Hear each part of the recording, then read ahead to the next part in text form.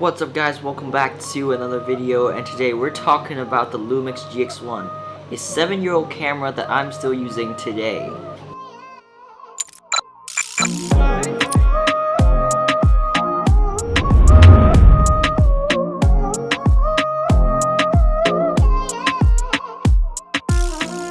So as I've said in the intro, this is the LUMIX GX1. This is a mirrorless camera that has been pushing the market since 2011. It has been such a great camera for me to use, and honestly, despite using the 760D for such a long time, I still really like the LUMIX GX1 simply because of its compact size and its ability to do a lot of things which probably the 760D won't compare to. For example, the lenses are sharp as well as they are light, so it makes it very easy to carry this around and shoot photos.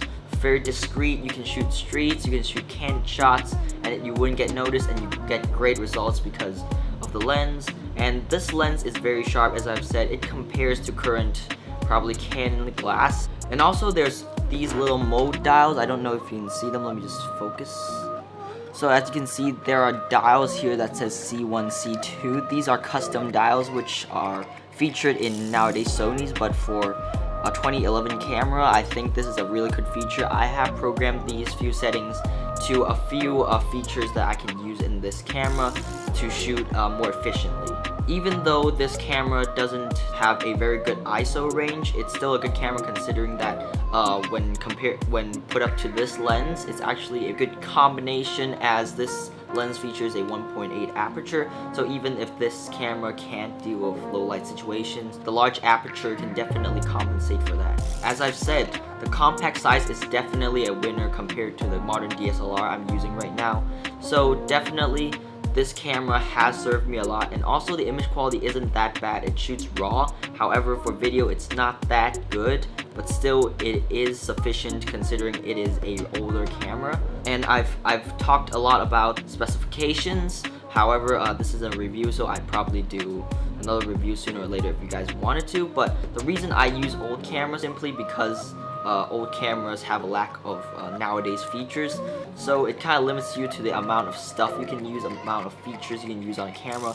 And honestly, I love these old cameras simply because, well, relatively old cameras, because when you fit them with a fixed focal length lens, it really becomes a challenge when you try to shoot on the go, simply because of the fixed focal range. You have to move a lot, you have to frame different angles, different perspectives, and it really trains your photography sense. And honestly, the reason I've chosen this camera is because it was a hand-me-down from my dad. I didn't really like it at first, just a little bit of sharing of an experience. I didn't really like it at first simply because, you know, it's a fixed focal length. I can't zoom, I can't be lazy and just lie down and shoot.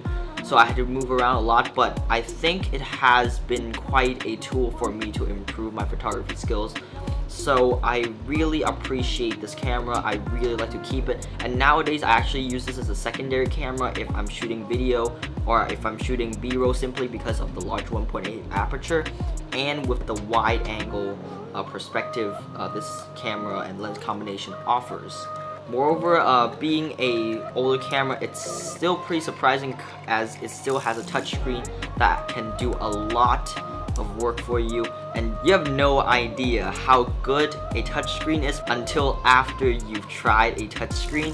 It is very efficient. It makes your photography process super fast, as you could just touch to focus, switch settings in a glimpse. I don't know. Just saying, this is a very good all-rounded camera, so if you guys are into photography, you could probably check out this camera, although low light is probably not good, so you might want to pair this up with a large aperture lens. However, I still really like this combination, so if you guys, as I've said, are into photography and would like to start, this old camera might not be such a bad choice, considering it can be on par with current camera specifications in terms of functionality and features. it still really compares to modern DSLRs, entry DSLRs specifically. So that's pretty much it today, guys. I hope you guys enjoyed this video. I'm really sorry if I haven't been posting too much lately, even on Instagram or YouTube, simply because I have a lot of stuff to do. You may check out my previous video. I've talked about this as well. But still, I urge you guys to follow my Instagram, my Facebook. I update there more often than I do on YouTube, so you can be sure to look out for some stuff. I also post a lot of photography, a lot of videos up there, so you guys can go up and check out some images I shot or some short videos I've made. So you can have a follow if you want to. Anyways, guys, this is it for today's video. I hope you guys enjoyed this video. If you do want to check out more of these gear reviews, opinions, please leave a like and subscribe, and I'll see you guys in the next episode. Awesome.